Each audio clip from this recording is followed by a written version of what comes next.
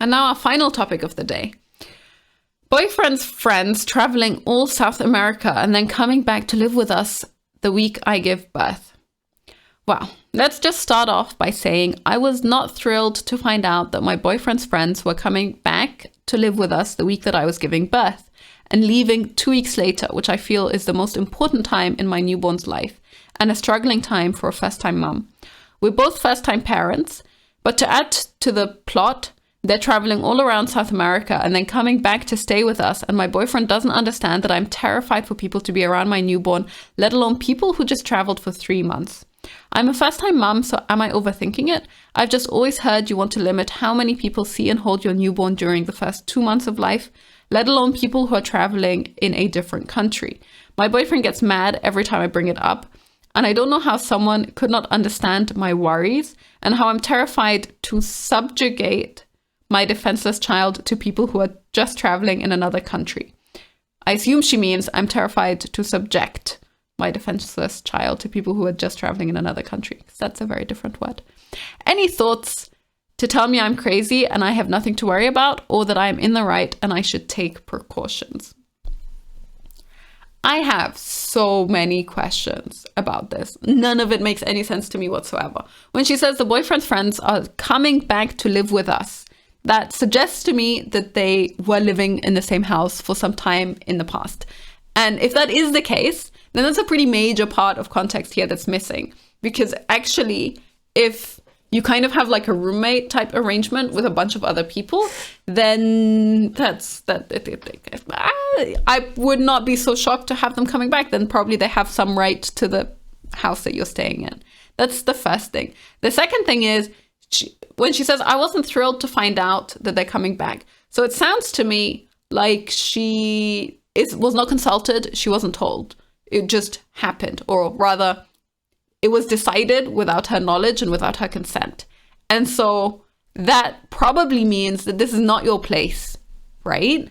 So it sounds to me like maybe she moved in with her boyfriend into an apartment where he was already living with a couple of other people. And then she got pregnant, and then they were lucky enough that those other people decided to go away for some period of time. So she had the expectation that she'd be able to give birth without having people around.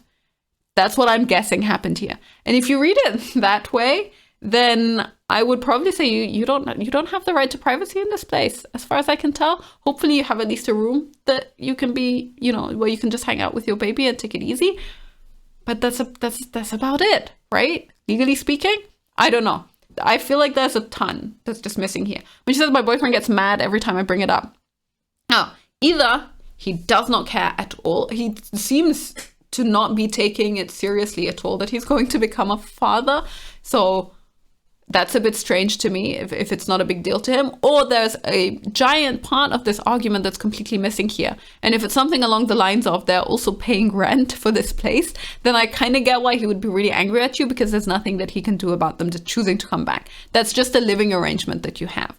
That's the only way that I can possibly find to read this. When it comes to fear about the baby getting sick, now, yes, in general, I get being scared that the baby's getting sick. And yes, in the first couple of weeks of life, first couple of months of life, babies are the most vulnerable that they're going to be for any illnesses. This is true.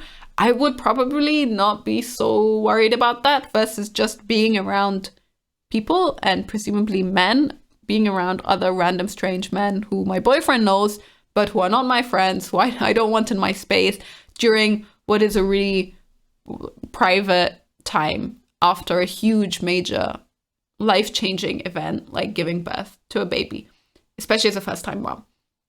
So I would be much more stressed out about having people in my space during that time rather than the fear of them getting the baby sick. Like, I would not be giving them my baby to hold, most likely, because within those first couple of weeks of life, babies sleep like 90% of the time, and then the rest of the time they're either nursing or you need to change their diapers, and that's about it. That's about all they do for the first 2 weeks. They don't do very much at all. So that's kind of all I would expect, and I don't think that they would expect to be interacting with a 2-week-old either. So I would guess that you're able to stay at kind of opposite ends of the apartment, and maybe you can stay in your room and your boyfriend can look after you and can help you out. But that's about it. It is very strange. This is a very strange living arrangement, and I don't know how you ended up here, OP, but I hope that you can maybe move out with your boyfriend, or at least find your own place with your boyfriend and your baby at some point as soon as possible, because this doesn't sound cool. Everyone else in the comments kind of disagrees with me, or at least didn't read any of that subtext into it. So maybe I'm just crazy. First person says, all I read was the title and it's a hard no for me. And then the next person says, hard no, put your foot down, you got this. Now, yeah, sure, if this is your place, then you can just say, no, I don't want people in my place, and that's it.